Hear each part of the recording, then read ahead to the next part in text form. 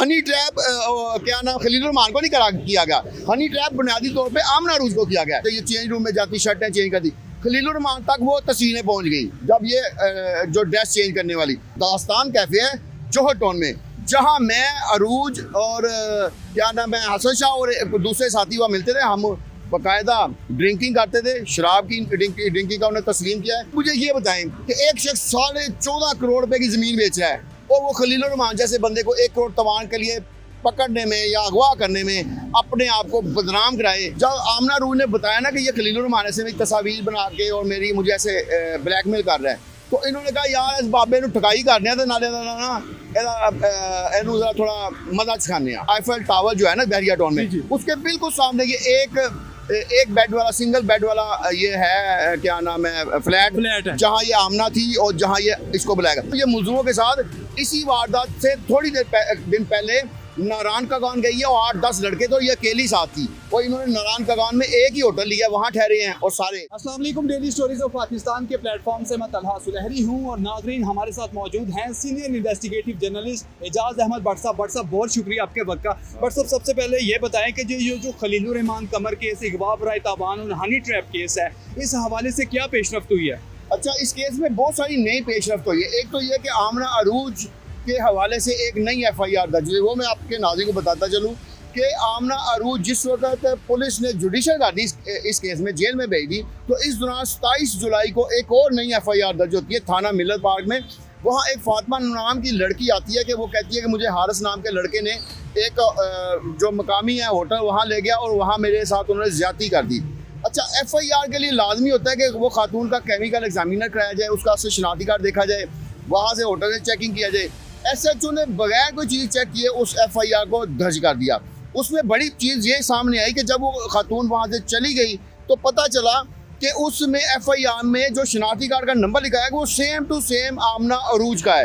यानी होता ऐसी है कि कभी कभार गलत नंबर FIR लिखाया जाए तो 1-2 डिजिट ख़राब होते हैं या गलत होते हैं। यहाँ पूरे का पूरा जो इसका शनाख्ती कार्ड है वो आमना अरूज का है और आमना अरूज का शनाख्ती कार्ड इस्तेमाल किया गया। और एक और अहम बात यह है कि उसी फातिमा का जो मोबाइल फ़ोन नंबर चेक किया गया तो उसका जब डाटा निकलवाया गया तो वो एक सिंध में बदीन के इलाके में एक लड़की है, चंता नाम की हिंदू लड़की है, उसके नाम पे वो यानी सिम निकलवाई गई थी। यानी कहने का मतलब ये है कि आमना अरूज का शनाख्ती कार्ड इस्तेमाल करके उस लड़की फातिमा का नाम बनाया गया और ये जो मोबाइल फ़ोन है वो एक हिंदू लड़की का। अब ये किया क्यों गया है? जैसे देखिए अब केस ट्रायल की तरफ जा रहा है तो अदालत जब हमेशा मुलजिमों को शक का फायदा देके ना वो उसकी ज़मानत ले लेती है। अब ये शक का फायदा दिलाने के लिए एक नई FIR दर्ज की है। जब SHO को आला अफसरान ने बुला के पूछा, आसिफ फरीद है मिलत पार्क के SHO, कि भाई आपने ये कैसे कर दी, वो कहते हैं जी एक वकला का एक पूरा पैनल आया था और वो अपने साथ एक केमिकल एग्जामिनर की रिपोर्ट लेके आया तो उन्होंने कहा ये फौरी पर्चा दे करें। मैं नाके पे था, इस दौरान इंस्पेक्टर गालबा सब इंस्पेक्टर खालद था, उस खालद ने कहा कि सर जी ये फौरी पर्चा देना पड़ेगा और मैंने ओके कर दिया। अब बात यह है कि अगर SHO इस तरह पर्चे दर्ज करेंगे झूठे शनाख्ती कार्ड पे, झूठे मोबाइल फ़ोन नंबर पे, तो केस तो ख़राब होंगे ही। अब हम आ जाते हैं आमना अरूज के केस के मुलजिमों की तरफ। अच्छा, मैं यहाँ ये बताता चलूँ, मैं अपने नाज़रीन को आपके नाज़रीन को बताता चलूँ, हमारे नाज़रीन भट्ट साहब मेरे नहीं है आपके भी हैं साथ, हमारे मुश्तरका जो नाज़रीन को बताता चलूँ कि आमना अरूज के जो केस के मुलजिम हैं उनसे मेरी बराह रास्त मुलाकात हुई है और तकरीबन मैंने उनका कैमरे के बगैर तकरीबन 2 घंटे तक इंटरव्यू किया है। तो उसमें बड़ी चीज़ें नहीं आई हैं। उसमें खलील रहमान कमर की बहुत सारी चीज़ें झूठी जो है ना वो भी साबित हुई। मिसाल के तौर पे पहले उन्होंने कहा कि 4 गाड़ियाँ इस्तेमाल हुई हैं, FIR में भी लिखाया है, वहाँ टोटल 3 गाड़ियाँ थी। मुलजिमों ने बताया कि एक खलील रहमान कमर की जो है ना मैरून कलर की गाड़ी थी, उसके अलावा एक वैगनार थी और तीसरा उनका डाला था। टोटल ये 3 गाड़ियाँ थी। चौथी गाड़ी इसीलिए दिखाई गई कि खलील रहमान कमर को अगर बाद में किसी पे नाम लिखवाना हो, किसी और को फंसाना हो, तो चौथी गाड़ी का भी इस्तेमाल कर लिया जाए। और एक और चीज़ है, उन्होंने कहा कि मुझे आंखों पे पट्टी बांध कर मुझे फलां जगह पे ले गए। मुलजिमों ने यह भी बताया कि कोई पट्टी नहीं बांधी गई थी, ये डाले में साथ बैठे थे और जब हम ननकाना पहुंचे हैं तो वहाँ खलील रहमान कमर ने मुलजिमों के साथ बैठ के जूस पिया है। अच्छा जी, मुलजिमों के साथ बैठ कर जूस पिया। और सबसे अहम बात यह है कि वहाँ इनका फ़ोन जो है ना वो PTA अप्रूव नहीं है, तो इन्होंने मुलजिमों से मुलजमों से हॉटस्पॉट लिया है और अपनी मिसेज को फ़ोन करके कहा कि घबराना नहीं, मैं बिल्कुल ठीक हूँ, मैं दूसरे शहर में काम आया हूँ। यानी इन्होंने कहीं ये ज़ाहिर नहीं किया कि मुझे अगवा किया गया, मेरे साथ कोई ज्यादती की जा रही है। लेकिन केस तो यही बनाया गया कि हनी ट्रैप और अगवा बराए तावान केस। अच्छा, ये भी मजे की बात है कि हनी ट्रैप जो है ना वो आमना अरूज को नहीं किया गया।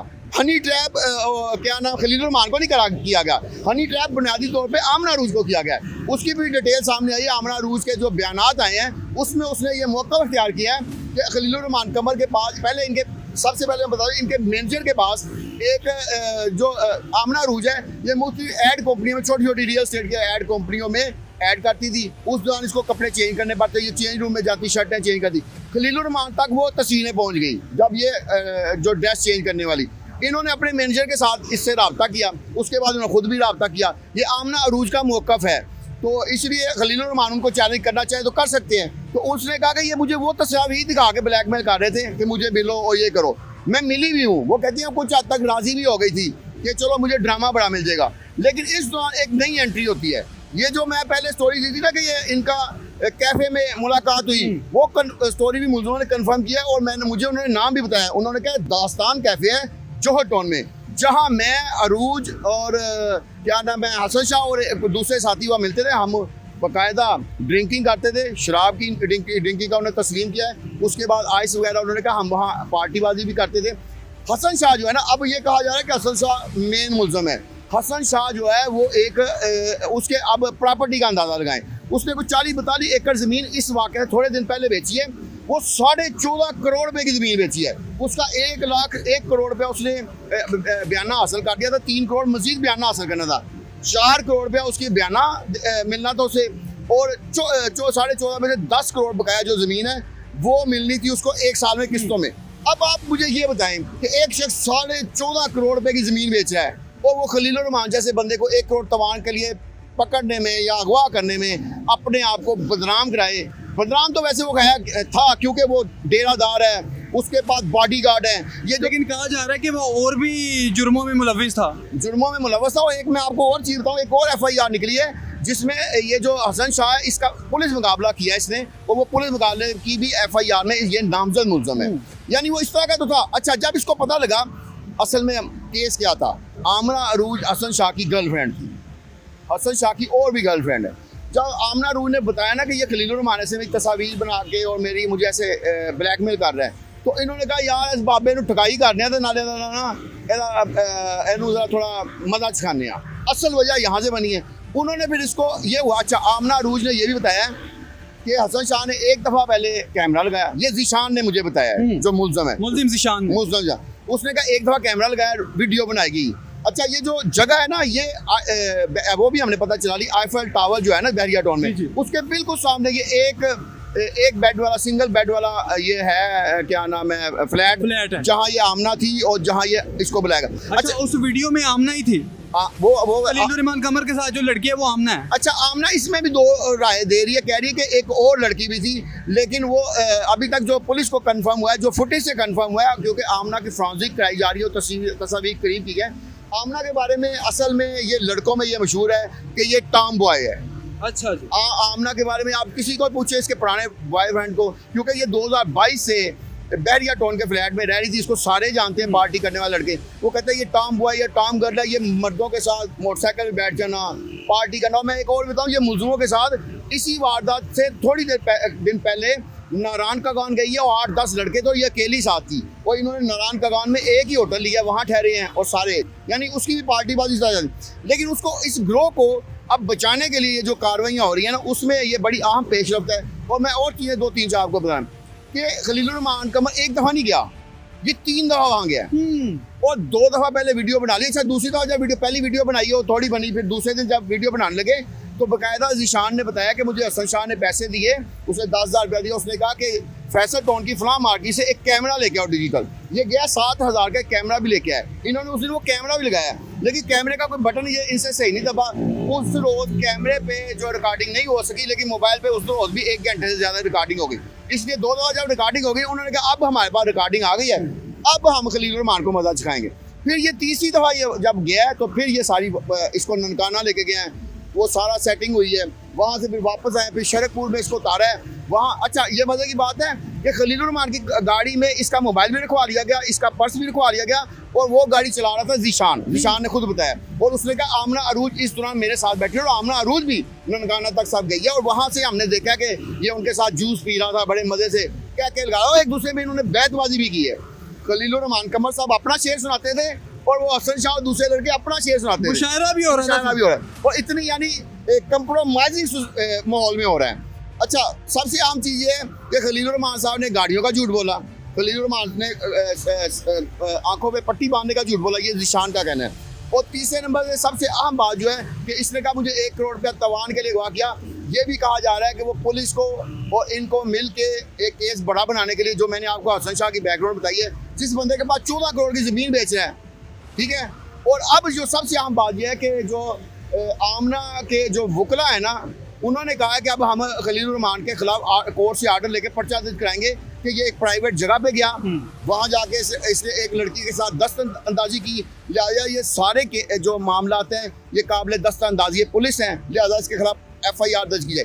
अब जैसे जैसे ये फंदा खलीलुर रहमान कमर की गर्दन के पास आता जा रहा है ना, तो मुझे ये लग रहा है कि वो दूसरी तरफ रब्ता कर रहा है, क्योंकि 3 और लड़कियां भी सामने आ गई हैं जिन्होंने कहा कि खलीलुर रहमान कमर ने हमारे साथ भी इसी तरह हनी ट्रैप करके तो हमारे साथ यानी इस तरह क्या तल्लुकात बनाने की कोशिश की, तो वो भी अगर अगवाही देने आ गई तो इनके लिए बड़ी मुश्किल हो जाएगी। इसलिए अब आला हुक्काम और खलीलुर रहमान कमर के जो खैर ख्वाह हैं, अहम लोग, वो यही चाह रहे हैं कि इस मामले को पैचअप किया जाए, और 26